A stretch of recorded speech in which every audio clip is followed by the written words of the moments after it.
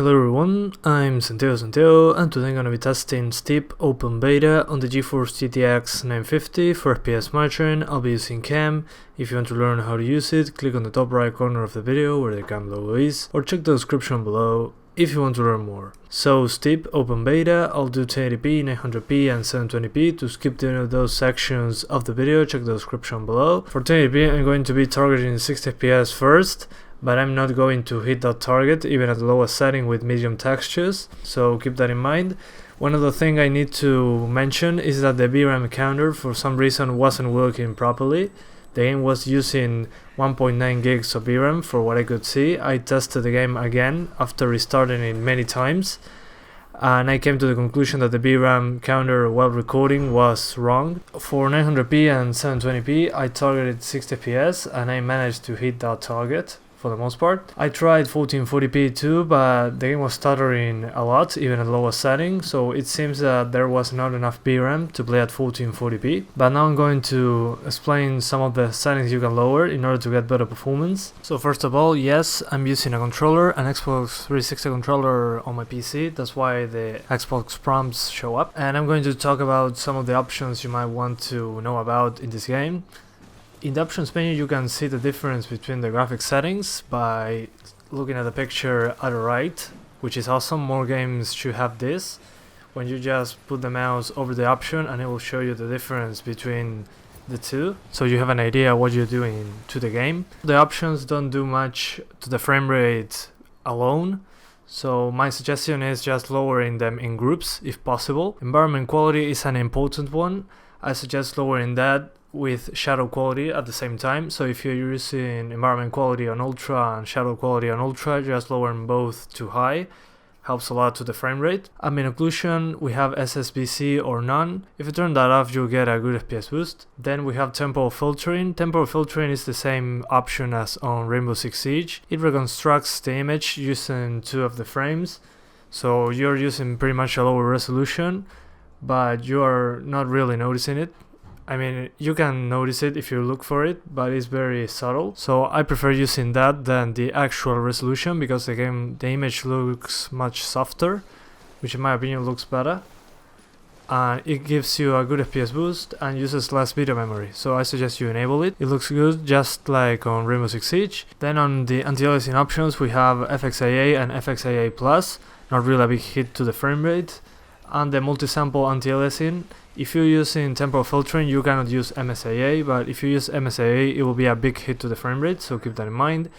And finally we have anisotropic filtering, which is not a big hit to the frame rate either, at least on my end. But yeah, not much else to say. The game runs pretty good on all the cards I tested, but let's wait for the final game to release. It will probably run very similar since the game's release is very close. The FPS drops I found out were when going close to trees, so when you're very close to one or many trees you'll see an FPS drop. That's why I started just moving around places that had trees on them. But yeah guys, that's pretty much it. I hope you keep enjoying the video. Thanks for watching and see you next time.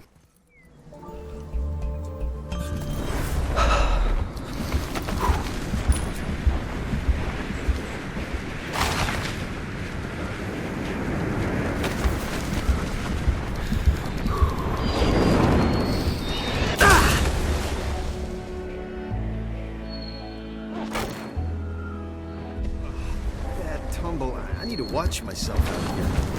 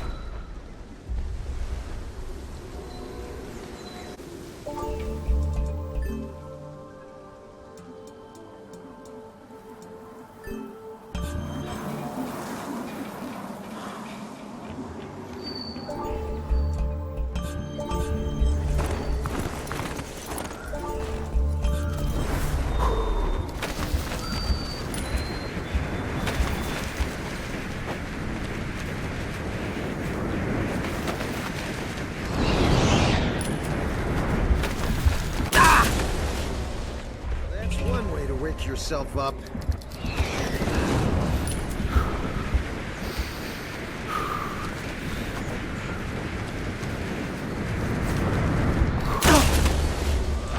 Might have cracked a rib during that fall.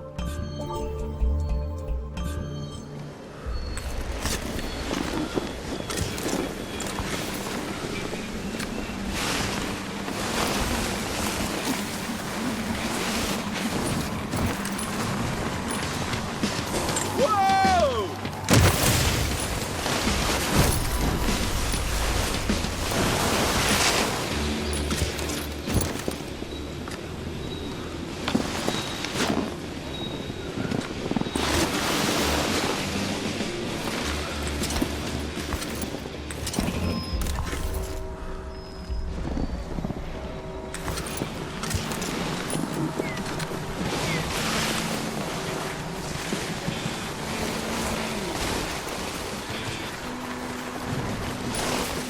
Damn it!